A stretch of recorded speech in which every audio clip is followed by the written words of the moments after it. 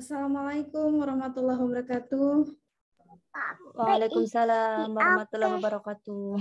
Selamat malam semuanya. Apa kabar? Alhamdulillah baik, Bu. Baik, iya. Alhamdulillah. Semoga semuanya pada sehat-sehat ya. Stay health ya. Harus ini stay safe. Ini apa?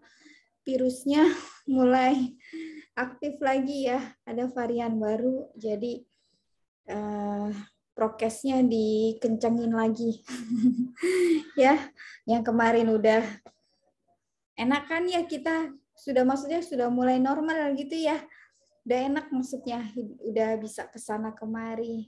Tadi pagi diumumkan ya bahwa di Indonesia sudah ada satu suspek ya, satu dari petugas Wisma Atlet ya. 3 yang di PCR, 1 yang positif virus Omikron ya, seperti itu yang tersuspek ya, 1 pasien saja itu dari tanggal 8 Desember.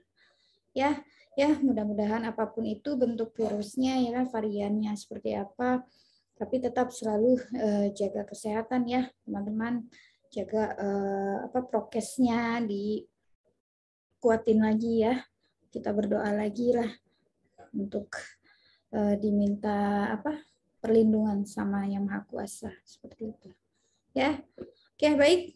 Karena sudah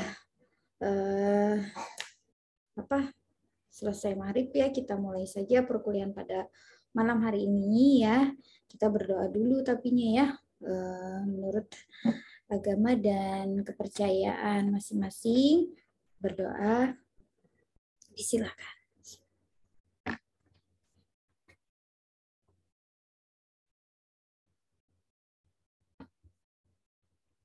Selesai.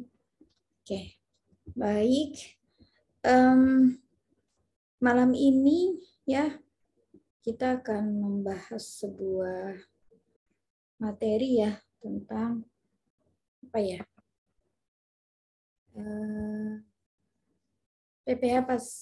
Badan Terutang ya, dan angsuran PPh pasal 25. Sebenarnya ini juga udah pernah kita bahas ya beberapa pekan lalu, tapi mohon izin Ibu share kembali ya. Nah, ini sudah pertemuan 12. Insya Allah 2 pertemuan lagi kita akan mengakhiri ya di semester ganjil ini ya. Seperti itu. Oke. Nanti sekilas saja saya menjelaskan sedikit tentang PPh Badan Terutang dan angsuran PPh Badan seperti ini. Sudah muncul di layar teman-teman semua di screen-nya? Sudah, Bu. Baik. Oke, ya ini nanti yang akan kita bahas. Mohon izin, Ibu jelaskan sedikit saja ya. Kita review walaupun sebagian mungkin udah tahu ya bagaimana cara menghitung PPh terutang dan bagaimana menghitung angsuran PPh tahun berikutnya, PPh pasal 25 tahun berikutnya. Oke, jadi untuk badan ya, pada saat laporan keuangan komersial kita lakukan rekonsiliasi fiskal ya, kita koreksi fiskal baik positif maupun negatif gitu kan. Positif nanti akan menambah penghasilan kena pajak gitu kan, negatif sebaliknya seperti itu. Kemudian setelah jadi laporan laba rugi fiskalnya baru nanti sebagai dasar penghitungan PPh terutang atau penghasilan kena pajak ya. Nah, di sini PPh terutang ya, tarif pajak dikali dengan penghasilan kena pajak, gitu kan. Oke, sebagaimana kita ketahui bahwa sebelum COVID ya, atau di tahun 2020 tarif PPh Badan mengalami penurunannya, walaupun rumornya adalah memang nanti akan turun tarifnya seperti itu ya. Nah, dan di awal tahun nanti 2022 ya sebagaimana sudah disahkan dalam Undang-Undang Harmonisasi Peraturan Perpajakan ya nomor 7 tahun 2021 ya. Nah, itu nanti akan menjadi tarif 22% ya. Walaupun tadi ada wacana ya sebelumnya setelah penurunan tarif di masa pandemi ya akan ada rencana turun menjadi 20%, tapi pada ketetapannya ya yang sudah disahkan saat ini tetap menjadi 22% dengan pertimbangan hal-hal yang disesuaikan dengan kondisi saat ini seperti itu. Oke, baik. Nah, sebelumnya ya, sebelum 2020 tarif PPh Badan adalah 25% ya. Yang mana karena muncul peraturan pemerintah ya PP nomor 23 tahun 2018 ya pada saat itu mengatakan bahwa wajib orang pribadi atau badan yang memiliki penghasilan tidak lebih ya peredaran bruto tidak lebih 4,8 miliar dalam 1 tahun maka menggunakan penghitungan PPh final atau PPh tarif 0,5%. Ya, berkenan dengan itu dengan adanya turun tarif ya untuk PPh final dari 1% menjadi 0,5%. Seperti itu kan. Nah, awalnya ya di dalam Undang-Undang Nomor 36 tahun 2008 Undang-Undang Pajak Penghasilan ya dikatakan bahwa itu di dalam pasal 31E ya dan tarif PPh pasal 17 ya bahwa wajib pajak badan yang memiliki peredaran usaha ya atau peredaran bruto selama setahun 0 sampai dengan 4,8 miliar itu dikenakan tarif 25% gitu kan. Oke. Nah, terus kemudian mendapatkan fasilitas yaitu sebesar 50% gitu. Ya. Nah, terus kemudian di pasal 31E juga diatur perihal tentang apabila wajib pajak badan memiliki peredaran bruto selama setahun di atas 4,8 miliar sampai dengan 50 miliar ya, maka menggunakan maka akan mendapatkan fasilitas ya seperti yang sebesar 50% dengan perhitungannya diatur di dalam pasal 31 huruf E ya. Nah, dan yang terakhir lapisan yang ketiga ya apabila wajib pajak orang badan ya selama 1 tahun peredaran brutonya melebihi 50 miliar maka penghasilan kena pajak dikalikan dengan tarif pajaknya itu sebesar 25%. Ya. Nah, kemudian kan awal tahun 2020 ya kita mengalami sebuah fenomena yang membuat kita kaget semuanya ya. Itu di luar dari perkiraan ya negara sampai kalau dibilang chaos gitu kan bahasanya. Ya. Alhamdulillah masih bisa bertahan sampai saat ini gitu kan. Ada penurunan tarif ya sebesar 22% hingga nanti masa insentif pajak berakhir ya di akhir tahun 2021 ini. Ya, dan di awal tahun nanti sudah menggunakan undang-undang harmonisasi peraturan perpajakan. Ya, itu sekilas saja. Oke. Nah, kemudian penghasilan kena pajak itu dari mana gitu kan? Dari penghasilan bruto dikurangi dengan pengurang penghasilan bruto. Nah, jadi golongan pengurang penghasilan bruto ini kan kita mengenal ada namanya beban atau biaya yang mempunyai masa manfaat tidak lebih dari 1 tahun dan ada yang lebih dari 1 tahun. Nah, kalau misalkan kurang dari 1 tahun ya masa manfaatnya yaitu biasanya biaya-biaya pada tahun yang bersangkutan, misalnya seperti gaji, biaya administrasi gitu kan, biaya bunga atau biaya rutin pengolahan limbah dan sebagainya. Tapi kalau yang memiliki masa manfaat lebih dari 1 tahun ya pembebanannya dilakukan melalui penyusutan atau amortisasi. Nah, ini semua udah kita bahas di pertemuan-pertemuan sebelumnya ya. Nanti silakan pelajari lagi video-video yang sudah kita bahas di pertemuan sebelum-sebelumnya ya. Oke. Nah, terus kemudian setelah kita ketahui besaran PPh terutangnya, kita menghitung namanya kredit pajak, gitu ya. Nah, kredit pajak itu kan kalau untuk PPh badan itu ada PPh pasal 22, 23 ya. Minggu lalu kita udah bahas itu ya. Terus ada 24, ya kan. Terus ada PPh yang dibayar sendiri, yaitu angsuran, salah satunya adalah angsuran PPh pasal 25. Nah, hari ini kita akan bahas. Nah, jadi angsuran PPh pasal 25 ini adalah salah satu cara pelunasan pajak penghasilan secara bulanan dan merupakan pembayaran pajak di muka yang dapat diperhitungkan sebagai kredit pajak dalam perhitungan PPh badan tahun yang bersangkutan. Oke. Sebentar lagi kan tutup buku nih akhir tahun ya kan. Terus kemudian audit, selesai audit ya sudah persiapan untuk laporan SPT tahunan badan gitu ya. Nah, udah mulai nih hitung-hitung kira-kira pajak untuk tahun depan berapa nih gitu kan, PPh badannya apakah kurang bayar, lebih bayar atau nihil ya kan. Terus estimasi angsuran PPh pasal 25 untuk tahun 2022-nya bagaimana ya kan, udah mulai menghitung nih. Lagi hektik-hektiknya nih ya untuk perusahaan seperti itu. Karena sudah mau closing ya kan. Biasanya udah mulai sibuk nih seperti itu ya. Oke, nah perhitungannya berdasarkan kondisi umum ya. Jadi PPh terutang menurut SPT tahun ya, SPT tahunan PPh tahun pajak yang lalu dikurangi dengan kredit pajak tetapi tidak termasuk PPh pasal 25 lalu dibagi 12. Oke. Ya. Nah, kemudian kalau kita lihat ya diatur di dalam keputusan ya. Ini wajib pajak berhak atas kompensasi kerugian. Wajib pajak memperoleh penghasilan tidak teratur ya, perhitungannya nih untuk angsuran PPh pasal 25 ya. SPT tahunan PPh tahun pajak yang lalu disampaikan setelah lewat batas waktu yang ditentukan. Wajib pajak diberikan perpanjangan waktu penyampaian surat pemberitahuan tahunan pajak penghasilan.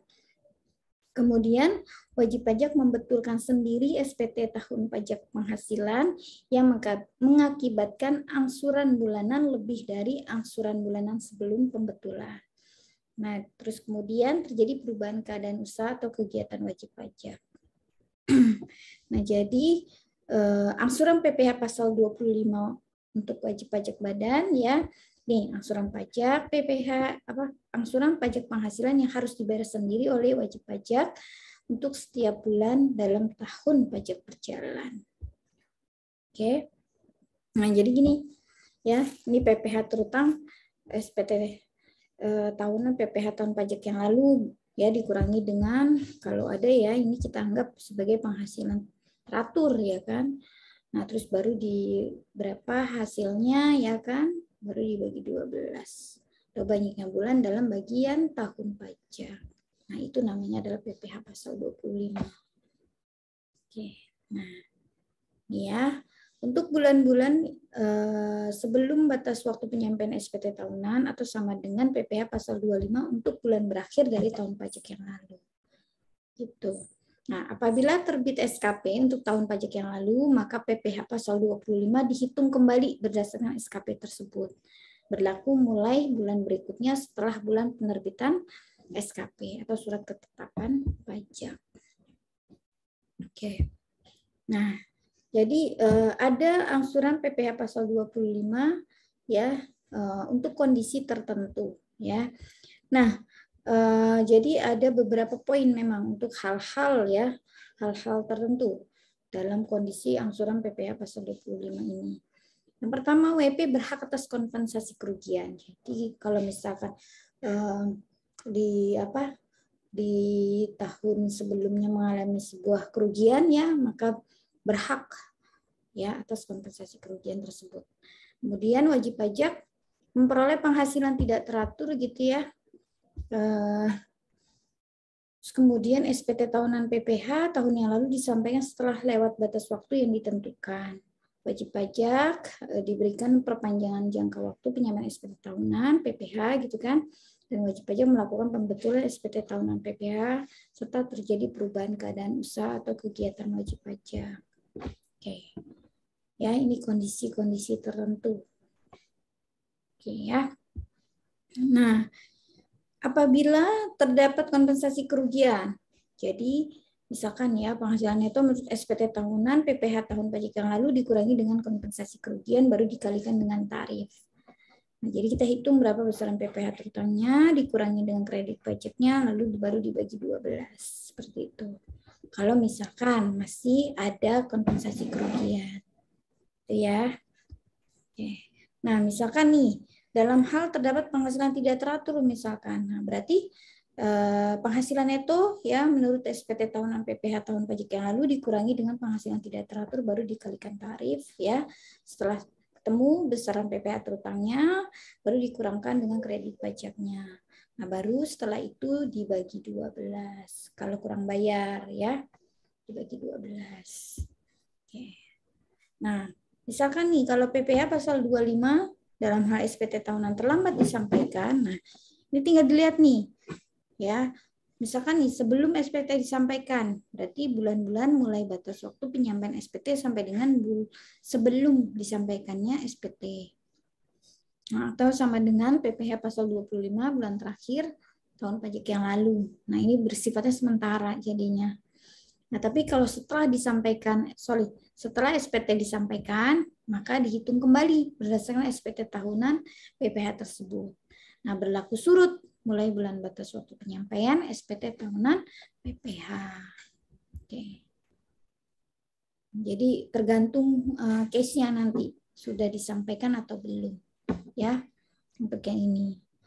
Nah, kalau misalkan nih SPT tahunannya ditunda penyampaiannya, misal karena proses audit belum selesai ya kan, jadi atau karena kondisi-kondisi yang belum kondisi-kondisi tertentu ya, maka boleh wajib pajak ya boleh melakukan penundaan untuk penyampaian SPT tahunan. Misalkan sebelum SPT disampaikan ya.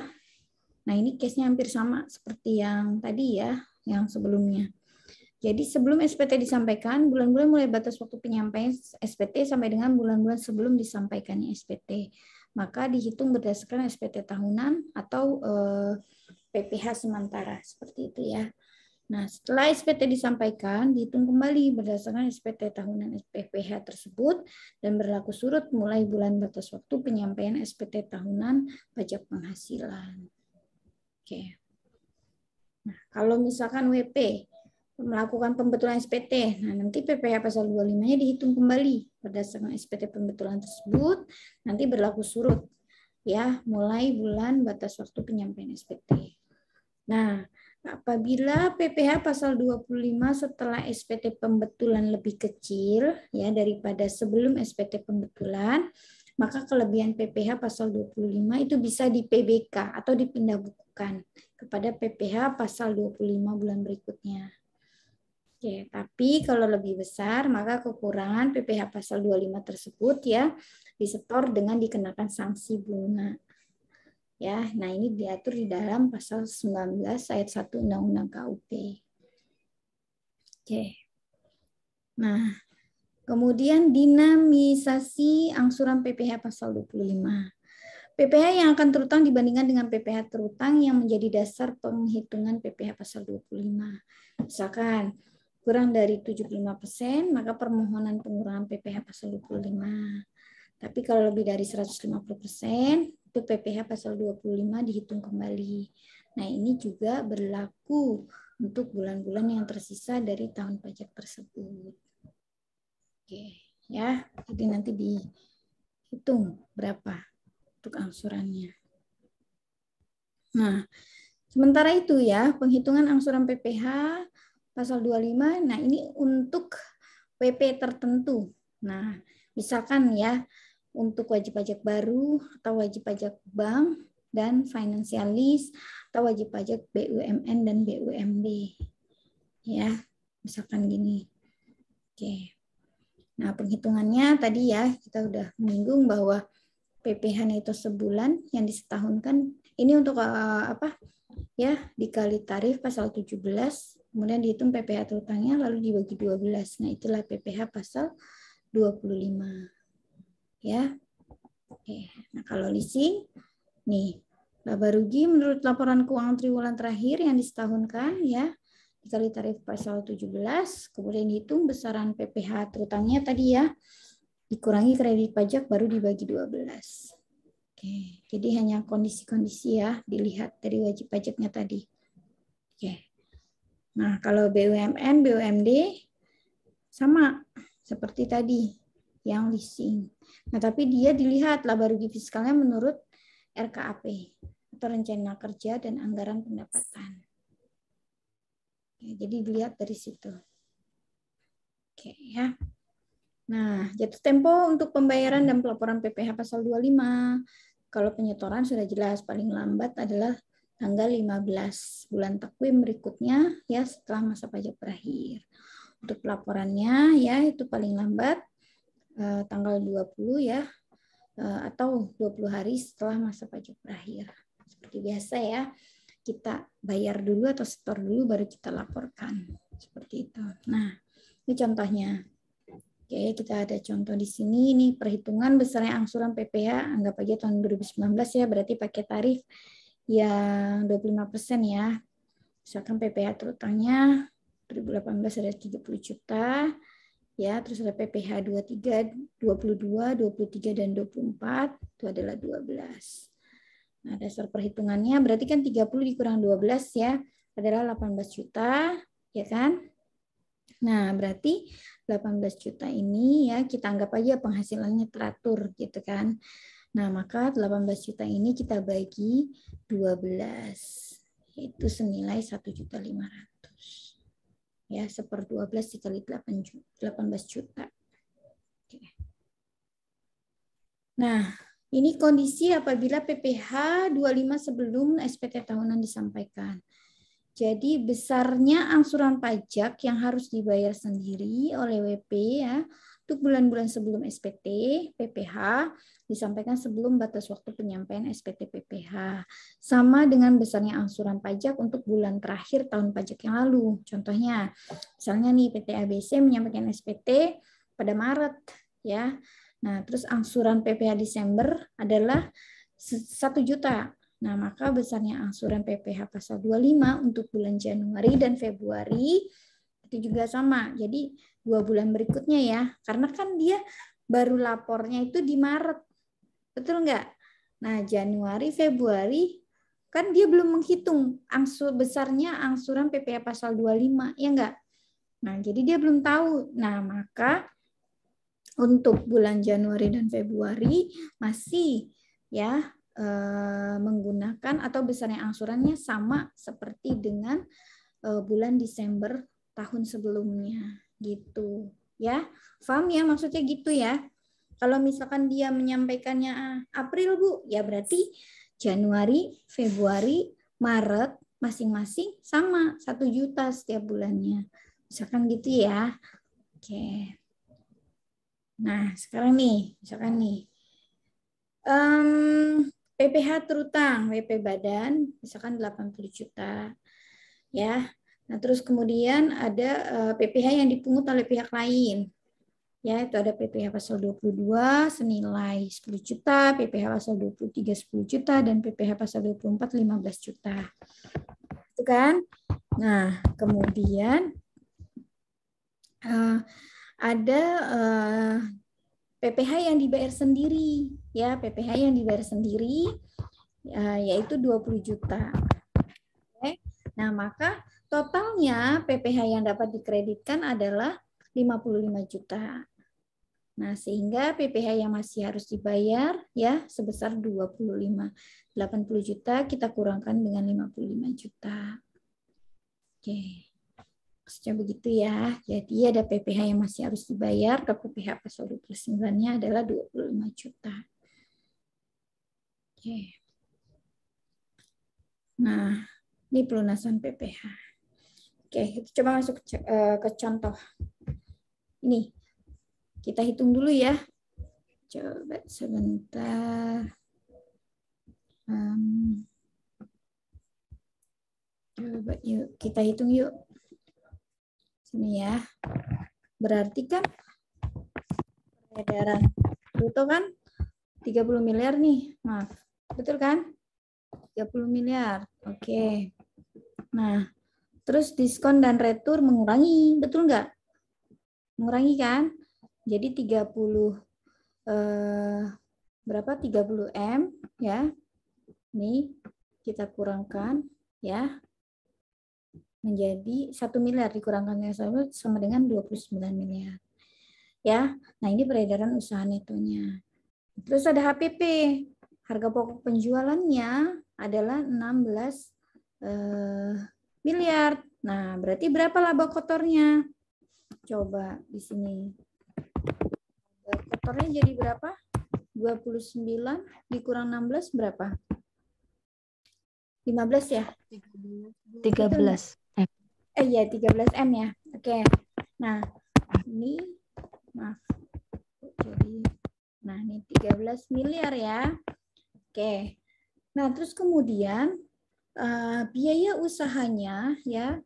Biaya usahanya itu adalah 10 M. Nih ya. Oke. 10 M. Nah, berarti laba sebelum pajaknya berapa nih? Kepencet. Nah. Laba sebelum pajaknya 13 dikurang 10 ya kan? Oke. Itu kan? Nah, berarti laba neto ya, laba neto sebelum pajak. Sebelum pajaknya di Vertex nih atau EBIT ya.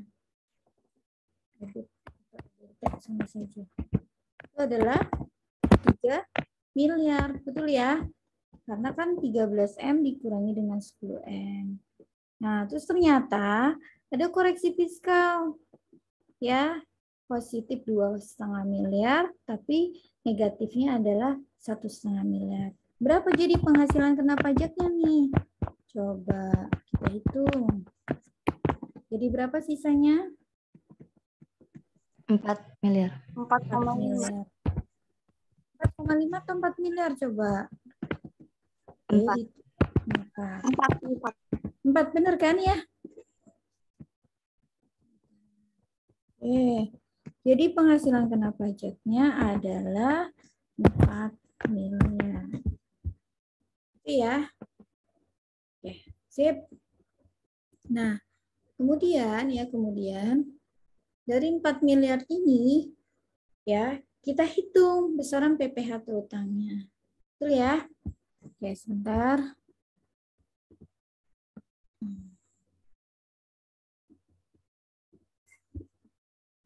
Dulu deh. Oke. Gue kasih space 1 ya, new slide.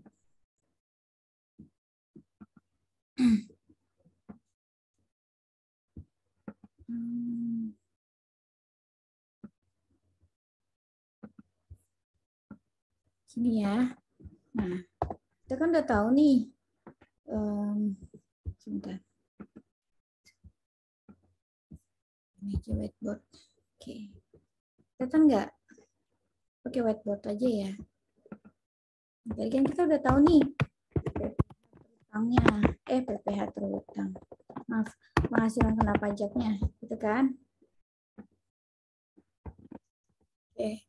Penghasilan kena pajaknya tadi adalah 4 miliar. Ya enggak? Gitu kan? Oke. Nah, berapa nih besaran PPh terutangnya? PPh terutangnya, karena tadi kan peredaran usahanya dia 30 miliar, ya enggak? Nah, berarti M ya, kalikan nih tarifnya. Oke, pakai apa? Yang pasal 31E ya, 30M dibagi 4,8 miliar.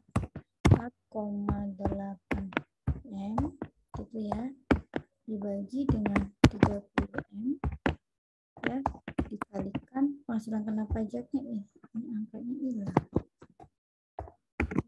miliar. Coba berapa sama dengan nih? Coba bantu saya berhitung. 640 juta. Berapa, Nak? 640. 640 juta. Oke. Nah, baru kita kalikan tarif yang 25% dikali 50% itu loh, sama dengan 12,5% kan? Oke, kita kalikan tarif ya. 25% kan tarif tunggalnya tuh, ya enggak? Ini kan karena mendapatkan fasilitas, jadi kita tambahkan ya. Nah, berarti sama dengan nih, berapa hasilnya? 640 juta dikali 12,5%.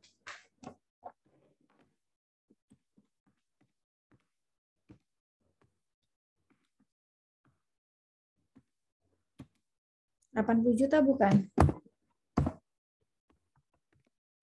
Iya.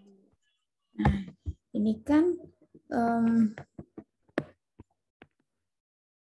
penghasilan kena pajak yang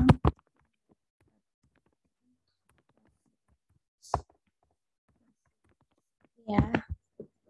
Nah, terus kemudian kedua penghasilan kena pajak yang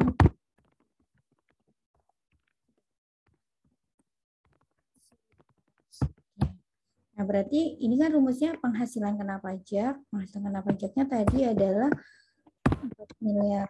Ya enggak? Kita kurangi dengan penghasilan kena pajak yang mendapatkan fasilitas, yaitu 640 juta. Kita kalikan tarif sebesar 25%.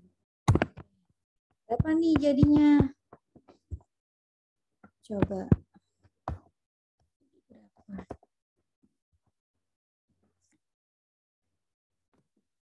Miliar. Ini 420 juta ya? juta. Ya. Nah, jadi jumlah ya. Jadi jumlah PPh terutangnya 420 kita tambahkan ya. Ini kita tambahkan.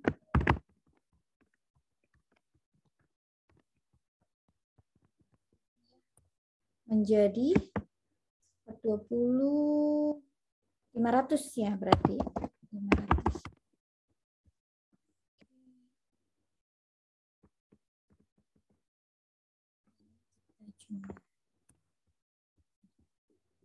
Nggak bisa di underline, maaf. Coba.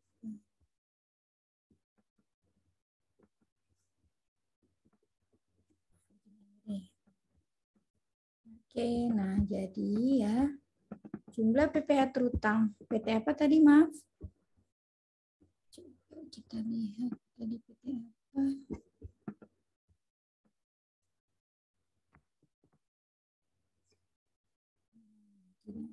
Ini.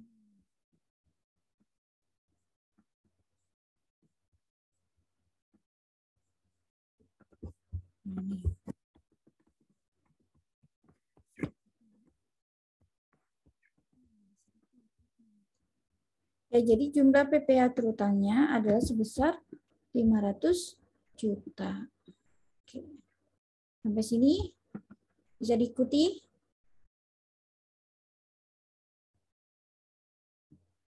Bisa diikuti? Bisa, Bu. Oke, clear ya? Oke. Nah, jadi begini. Nah, tapi ini kan case-nya apa namanya? 4 di atas 4,8 miliar sampai dengan 50 miliar. Coba kita lihat lagi untuk yang buka lagi PowerPoint-nya ya. Kita lihat lagi. Oke, kasus yang kedua. Kasus yang kedua, nah ini di atas 52 miliar. Oke, kita hitung dulu nih. Penghasilan kena pajaknya berapa? Seperti tadi, kita hitung dulu ya. Nah, ini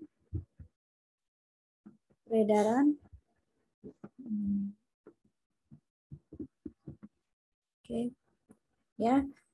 Peredaran itu menjadi 51 miliar ya. Terus HPP kita kurangkan dengan peredaran neto kita kurangkan dengan HPP sama dengan berapa nih? Untuk 25. ya, oke. Berarti laba brutonya ya. Laba brutonya adalah 25. Mana nih kursornya?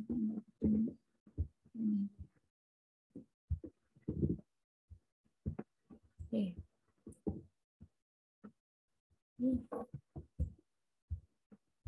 Di sini kita hitung ya. Laba bruto 25 miliar. Oke. Nah, lalu kita kurangkan nih sama biaya usaha, ketemu laba sebelum pajak kan? Laba sebelum pajaknya jadi berapa? 25 miliar. dikurang menjadi 5 miliar. Oke. Nah, terus ada koreksi fiskal positif dan negatif.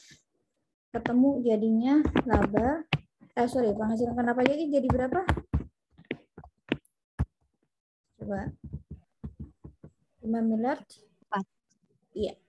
Jadi 4 ya. Oke, udah ketemu nih 4 miliar ya penghasilan kena pajaknya. Oke, coba kita hitung sekarang. Ingetin ya, PPh pasal 23 yang dipotong 400 juta dan PPh pasal 25 yang disetor adalah 480 juta. Nanti itu jadi kredit pajaknya ya. Mana nih? Bentar. Whiteboard.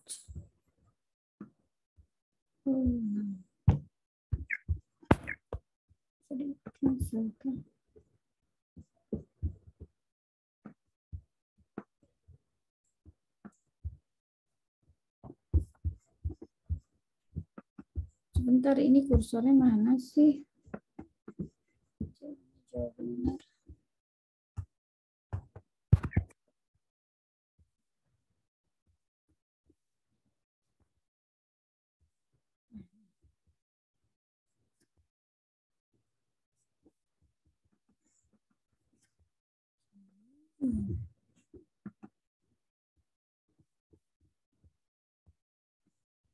Oke, lanjutin ya sini ya.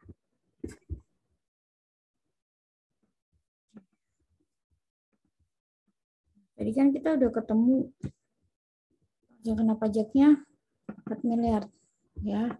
Kita hapus. Oke. PPh terutangnya kan tadi 25% gitu kan. Kalikan 4 miliar. Berapa sama dengan?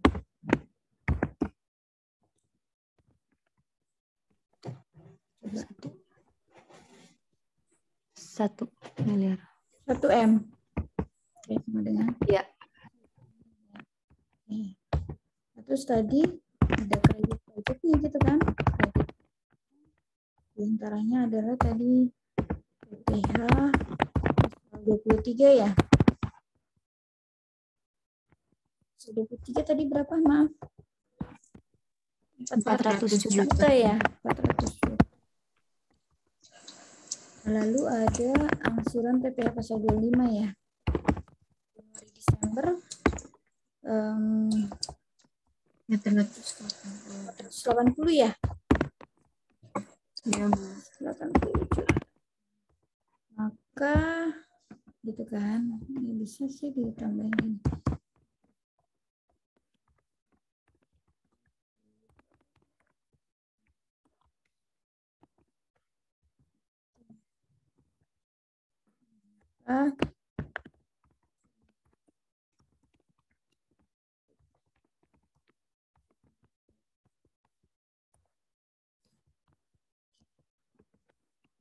Berarti 880 juta.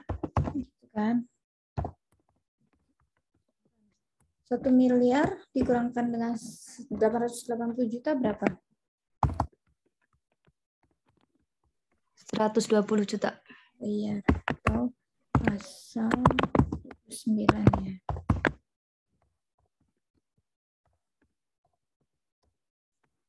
Apa tadi? 120. Oke, nah. Berarti untuk tahun berikutnya berapa gitu kan angsurannya. Oke, bisa ditarik nggak nih? Kita pindahin dulu ya. Besar dulu. Nah,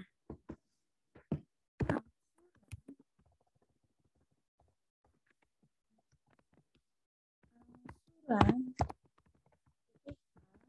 pasal 25 tahun berikutnya, gitu kan? Nah, kita anggap aja ini sama nih, penghasilan kena pajaknya, gitu kan? Penghasilan kena pajaknya adalah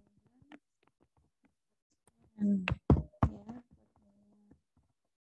Oke, terus PPh terutang ya, itu adalah ini gitu kan?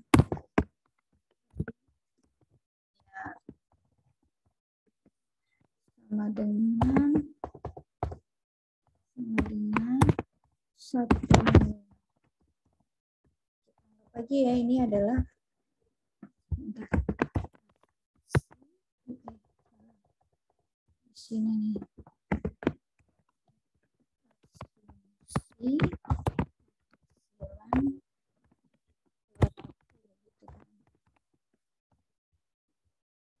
Nah, maka ya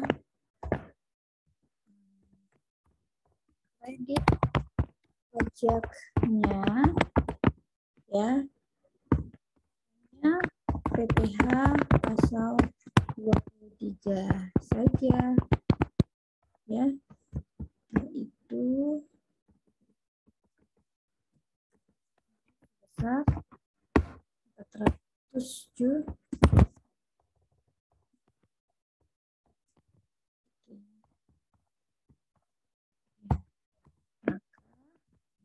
PPh pasal 29 atau kurang bayar tadi ya.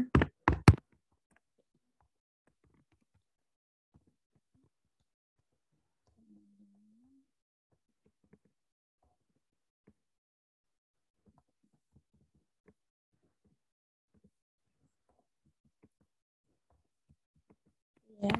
Berapa 1 miliar dikurang 400 juta?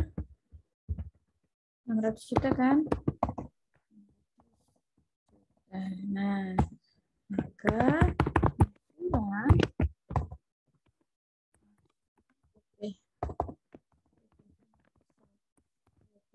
nya adalah gitu kan? 1/12 ya, 1/12 dikali 600 juta. Nah, berapa sama dengan? Coba dibagi.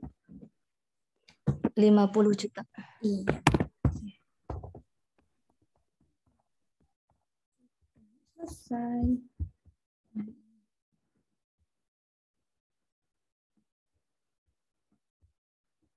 Ya.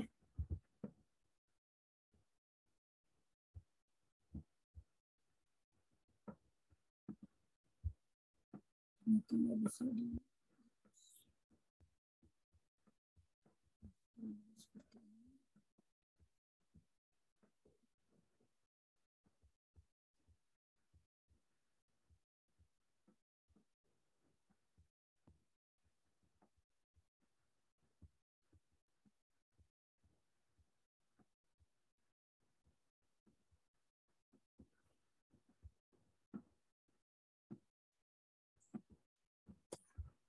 Gitu, kawan-kawan. Selesai nih. Sampai di sini. Iya, ini perhitungan angsuran PPh pasal 25 dan perhitungan PPh terutang badannya.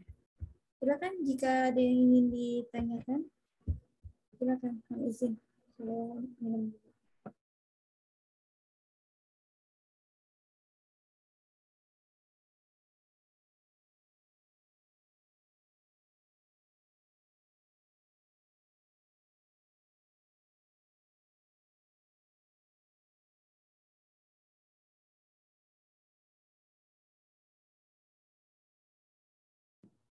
Nah, gimana? Ada pertanyaan nggak? Kalau yang soal 1 tadi, dia diminta hitung angsuran tahun berikutnya nggak sih? Cuma PPh terutang aja ya tahun ya. Yang studi kasus 1. Iya, Bu. Nah, coba. Benar ya? Hitung PPh terutang aja kan? Tapi kalau yang studi kasus 2, dia diminta untuk menghitung PPh pasal 25 tahun berikutnya. Nah, gini ya.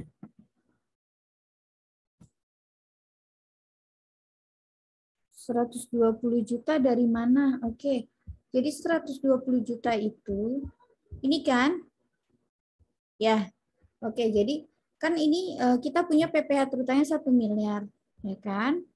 Nah, terus kemudian karena kredit pajaknya, ya kan ada 2 tuh, PPh pasal 23, 400 juta, ya kan? Terus PPh pasal 25 adalah 480 juta. Jadi kita jumlahkan, maka jumlah kredit pajaknya adalah 880 juta.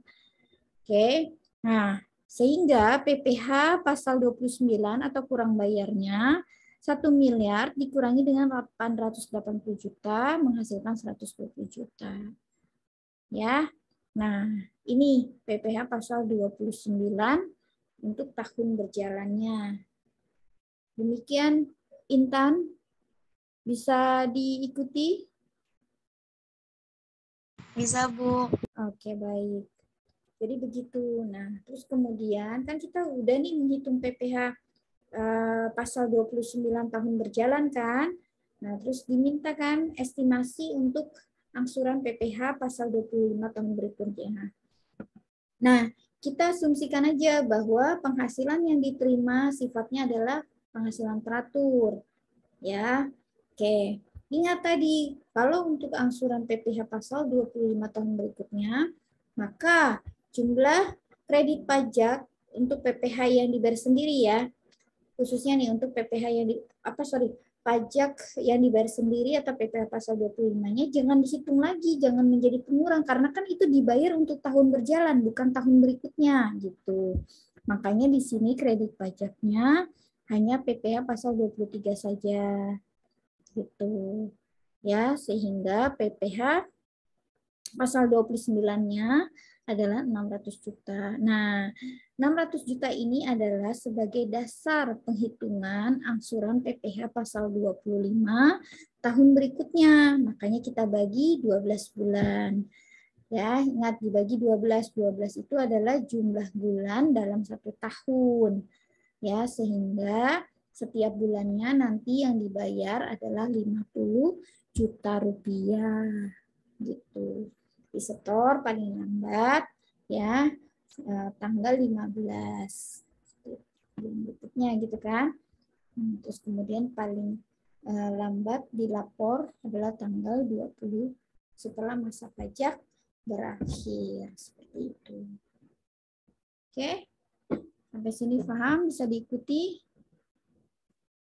Oke, kalau tidak ada pertanyaan lagi, silakan, masih ada waktu, kisaran 15 menit lagi. Ya, ada yang mau didiskusikan tidak?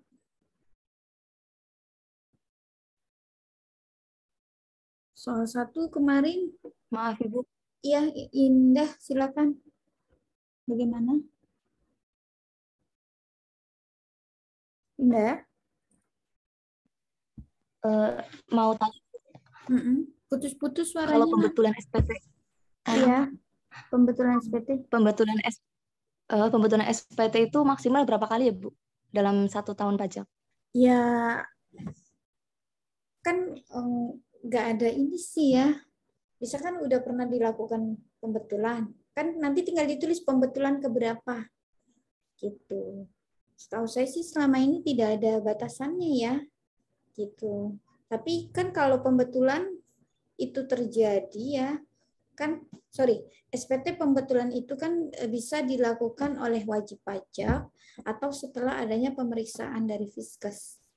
Nah, itu perlakuan sanksinya nanti berbeda gitu. Nah, kalau dilakukan oleh wajib pajak atas inisiatif wajib pajak ya, pembetulan itu dilakukan, maka dikenakan sanksi berupa bunga. Gitu. Tapi kalau SPT pembetulan, hasil dari pemeriksaan Fiskes, maka dikenakan sanksi berupa kenaikan. Gitu. Nah, bedanya itu aja sih. Tapi kalau misalkan saya pernah punya klien, dia membetulkan SPT itu pernah sampai 3 kali.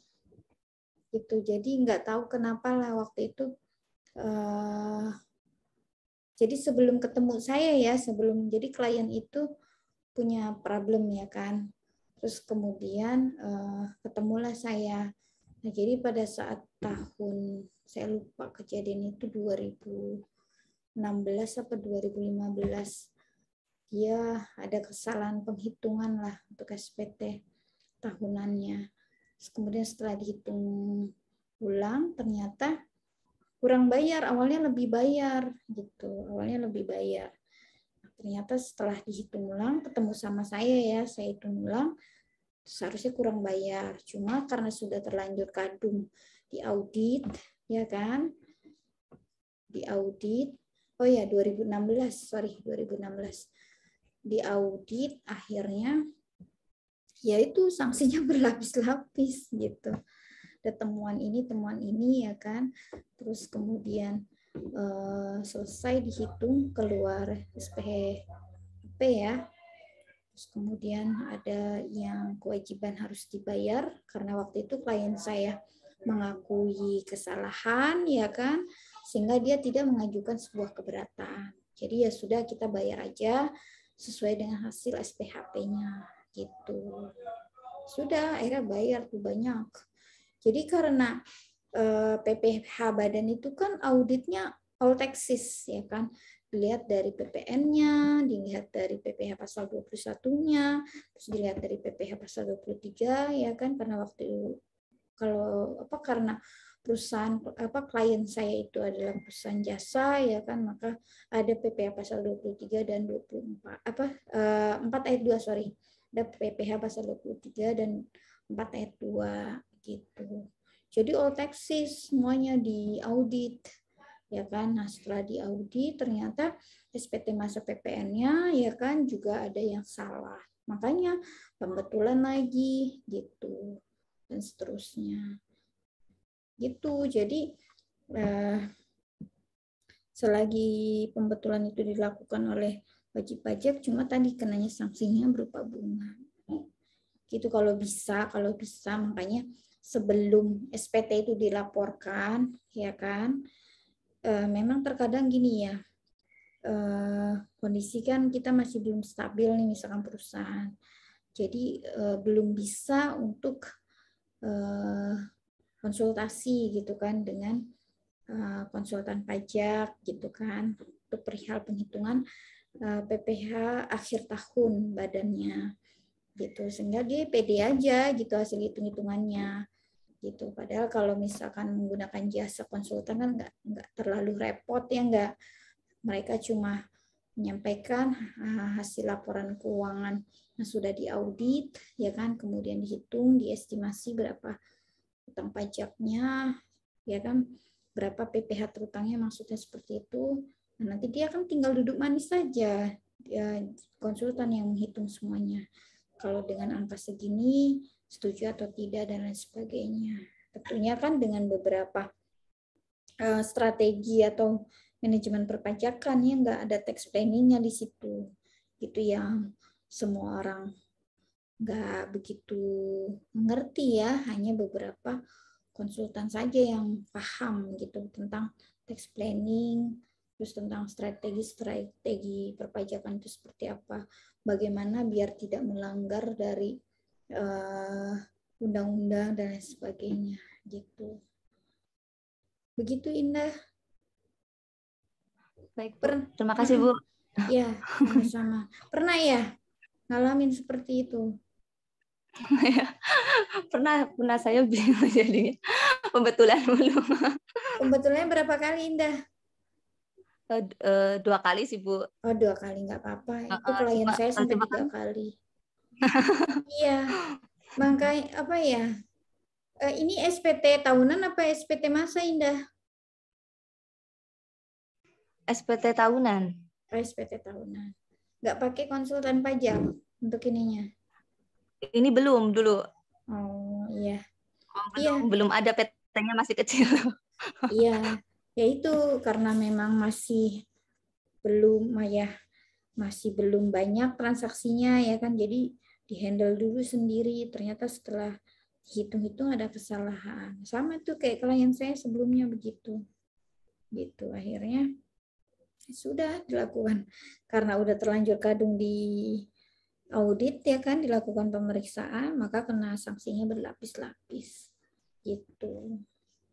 Ya tadi karena SPT tahunan yang diaudit all taxes jadinya. Sebenarnya sih nggak masalah ya pemeriksaan atau audit. Itu kan dilakukan tujuannya salah satunya adalah menguji kepatuhan dari si wajib pajak tersebut, ya kan? Kenapa diuji ya? Kita cuma hanya membuktikan apakah pajak yang dihitungnya sudah benar gitu kan. Terus pos-pos yang dimasukkan sudah betul atau belum dan sebagainya. Sebenarnya sih cuma itu doang, cuma klarifikasi sih ya lebih tepatnya gitu. Tapi karena banyak kesalahan ya kan, terutama nih agak sedikit riskan ya kan. Untuk contoh ada gaji untuk anggota sekutu ya kan, atau gaji yang dibayarkan kepada pemegang saham. Nah itu kan harusnya bukan non-deductible expense kan, tidak boleh dibebankan sebagai pengurang penghasilan bruto. Nah itu dihitung sama perusahaan menjadi pengurang penghasilan bruto. Nah terus misalkan kayak prepaid ya kan, biaya-biaya dibayar di muka, misalkan sewa gedung itu untuk jangka waktunya untuk 2 tahun, ternyata dibiayakan semua, seharusnya kan tidak gitu kan. Nah terus penyusutan misalkan secara komersial dia menghitung untuk peralatan kantor, untuk apa misalkan yang sifatnya kurang dari inilah 5 tahun ya kan, dia buat misalkan 3 tahun apa 1 tahun secara fiskal kan seharusnya enggak, itu masa manfaatnya adalah masuk kelompok 1 gitu kan, golongannya masuk kelompok 1 dengan masa manfaat 4 tahun. Kalau garis lurus kan tarifnya berapa persen gitu. Nah biasanya hal-hal yang seperti itu yang belum difahami gitu kan. Memang kalau kita buka undang-undang ya kan, kalau kita enggak mengerti maksudnya apa sih gitu kan, ini pasal 9 ayat 1 ini gitu kan, dan pasal 6 ayat 1 ini gitu kan. Pasal 6 itu kan biaya-biaya yang boleh menjadi pengurang penghasil bruto ya enggak. Kalau pasal 9 ayat 1 itu kan biaya-biaya yang tidak boleh diperkenankan pengurang penghasilan bruto gitu kan. Istilahnya seperti itu. Jadi udah pede aja ngitung, tapi setelah itu ternyata salah gitu kan. Gitu. Memang harus apa ya? Harus kita pahami betul-betul. Nah, contohnya lah sederhana kayak sumbangan ya. Sumbangan kalau kayak sumbangan bencana alam ya kan. Terus sumbangan pendidikan gitu yang langsung kita berikan kepada yayasan tersebut gitu. Misalnya kita sumbang nih buat sekolah dalam bentuk fasilitas, nah, kita berikan secara langsung ke yayasan tersebut, nah itu boleh dijadikan beban gitu. Tapi kalau sumbangan kayak sumbangan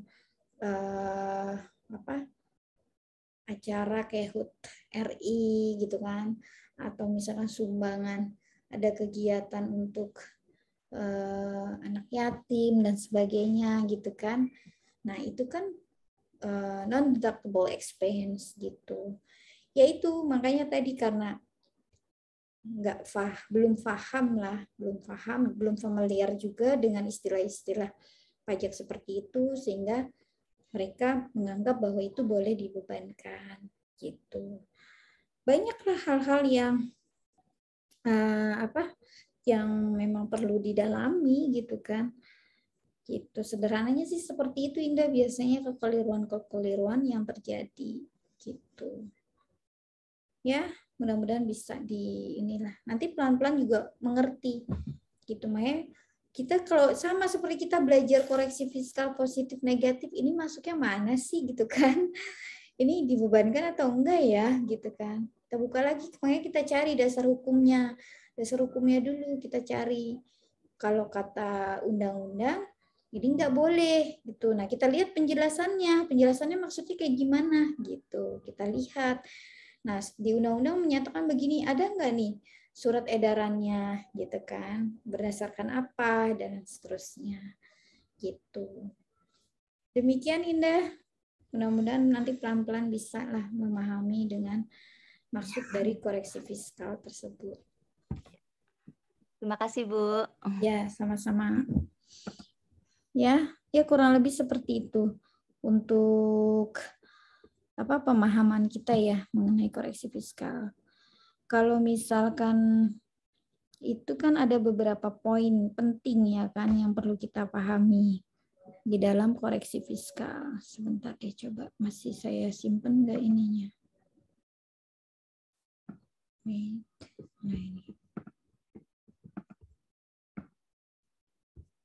Nah, ini ada nih. Jadi kalau ada biaya yang harus dikoreksi positif, ya kan? Sebenarnya koreksi positif itu apa sih gitu kan? Nah, ini koreksi positif biaya itu maksudnya adalah koreksi yang menyebabkan penghasilan neto lebih besar, ya. Nah, biaya pengurang penghasilan bruto ya akan berkurang. Sudah pasti kan? Tentu menyebabkan penghasilan neto akan lebih besar dan PPh terutang pasti lebih besar gitu kan. Nah, kemudian istilah koreksi positif ini sebenarnya koreksi apapun yang menyebabkan pajak terutang itu pasti bertambah, ya kan? Atau sebaliknya, kalau koreksi negatif sudah pasti nih merupakan koreksi apapun yang menyebabkan pajak terutang berkurang. Tapi kalau koreksi positif kayaknya nggak terlalu ini ya, nggak banyak gitu. Yang keseringan itu adalah yang sering kita jumpai adalah koreksi positif. Nah, jadi perlu diketahui pada saat kita membuat SPT tahunan, yaitu ada di lampiran 1 ya, maka wajib pajak itu harus wajib menyajikan ringkasan laporan keuangan secara komersial. Nah, jika laporan keuangan tersebut diaudit, maka ringkasan laporan keuangan tersebut harus sama dengan laporan keuangan audited. Makanya di lampiran pertama kan itu di SPT induk diaudit atau tidak diaudit gitu kan, ada keterangannya kan. Kalau diaudit silakan diberi tanda silang gitu kan. Auditnya di kantor konsultannya namanya apa gitu kan. Terus kemudian NPWP dan seterusnya gitu. Kalau tidak diaudit ya sudah berarti sesuai dengan laporan keuangan akhir tahun perusahaan. Nah, kemudian ya di lampiran 1 ya, itu kita masuk ke lampiran 1, halaman 1, ada ringkasan laporan keuangan ya, ada ringkasan fiskalnya.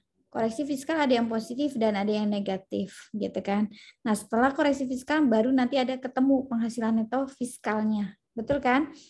Gitu. Nanti berapa sih peredaran usahanya, HPP-nya, biaya usaha, penghasilan neto dari luar usaha, dari usaha gitu kan.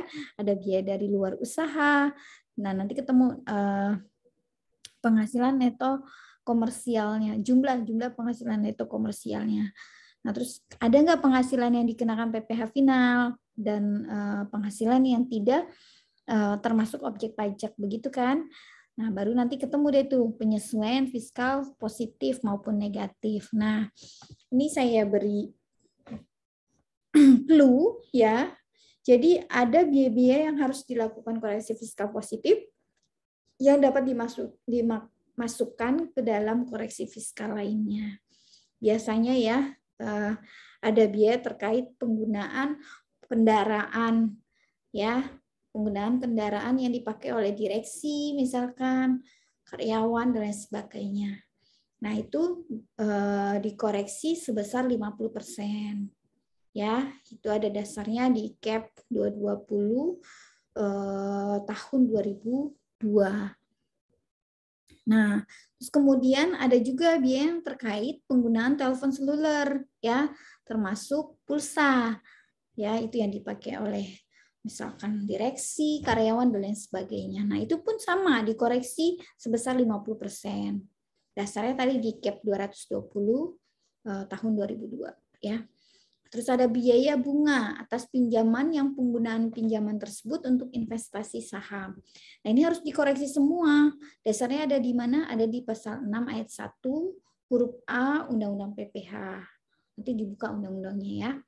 Nah, terus kemudian ada biaya entertain yang tidak ada daftar nominatifnya. Ingat ya, daftar nominatif itu dikoreksi semua. Nah, dasarnya ada di surat edaran 27 ya, ini tahun 1986 gitu. Jadi udah dari zaman dulu, udah sampai saat ini ya, itu masih yang tidak biaya entertain yang tidak ada daftar nominatifnya, maka harus dikoreksi secara keseluruhan.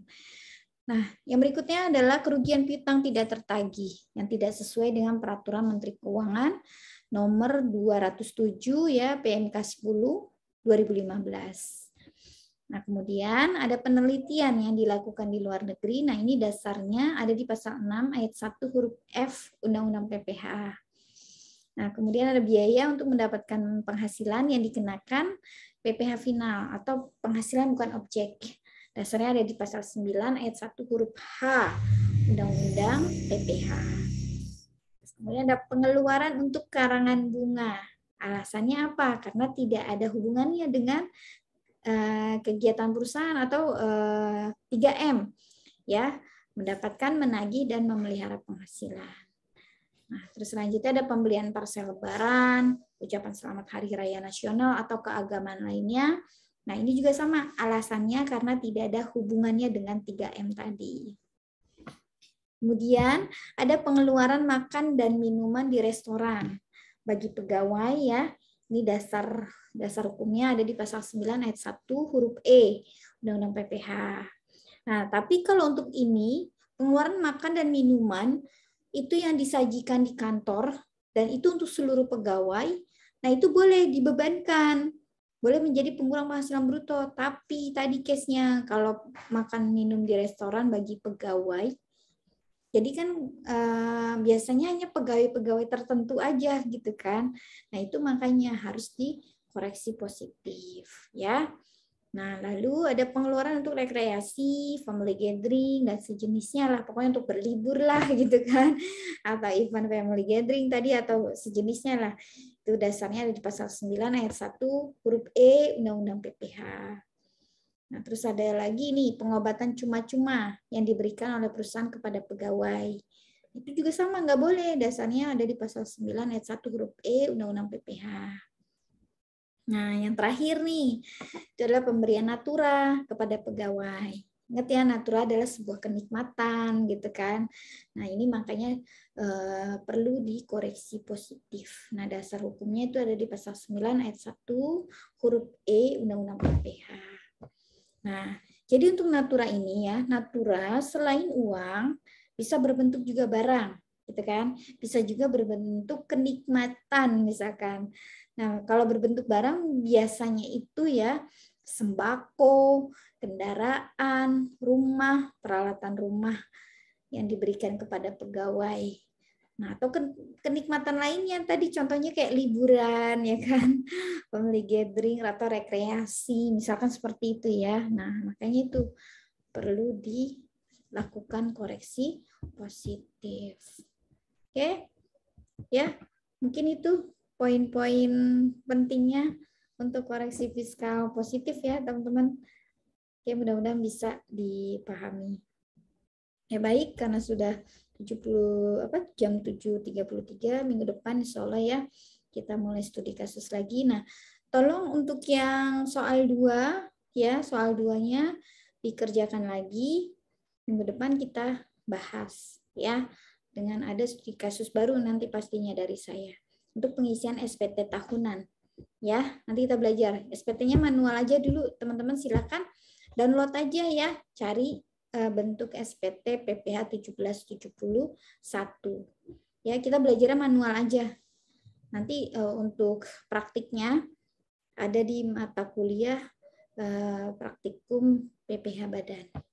Tapi kita harus paham dulu bagaimana cara mengisi SPT PPH tahunan ya, 1771 untuk badan, 1771 ya secara manual. Banyak kok file dalam bentuk Excel-nya ya. Silakan. Oke, baik. Yuk kita foto bersama dulu. Tadi Indah keluar ya. Sudah nggak apa-apa. Baik, silakan dibuka kameranya. Iya. Sudah semua? Intan sama Afifah mungkin masih di ini, Rizky. Baik, siap ya. 1, 2, 3. Oke, terima kasih ya. Sampai bertemu lagi di minggu depan. Oke, baik. Sekali lagi saya ucapkan terima kasih. Mohon maaf lahir batin semuanya ya. Minta doanya, insya Allah Sabtu dan Ahad saya mau ujian sertifikasi ya. Doakan saya ya. Semoga saya lulus sempurna. Tidak ada ujian yang mengulang juga. Ya, terima kasih kawan-kawan semua. Sukses untuk kita semua. Wassalamualaikum warahmatullahi wabarakatuh. Waalaikumsalam. Warahmatullahi wabarakatuh. Iya. Makasih, Bu. Iya, sama-sama. Oh, Indah nih baru masuk. Oke, Indah. Yuk, sekali lagi deh. Jaringannya. Nggak apa-apa, Indah. Ya udah, ada Indah. Satu lagi deh kita take dulu ya. Buat ini. Perasaan tadi ada 10 deh. Satu lagi siapa nih? Oke, baik. Sekali lagi ya. 1, 2, 3. Oke, terima kasih teman-teman semua. Ya. Oke, sukses semuanya. Wassalamualaikum warahmatullahi wabarakatuh. Waalaikumsalam warahmatullahi wabarakatuh. Iya, Terima izin kasih, N Bu. ya. Iya, sama-sama semuanya.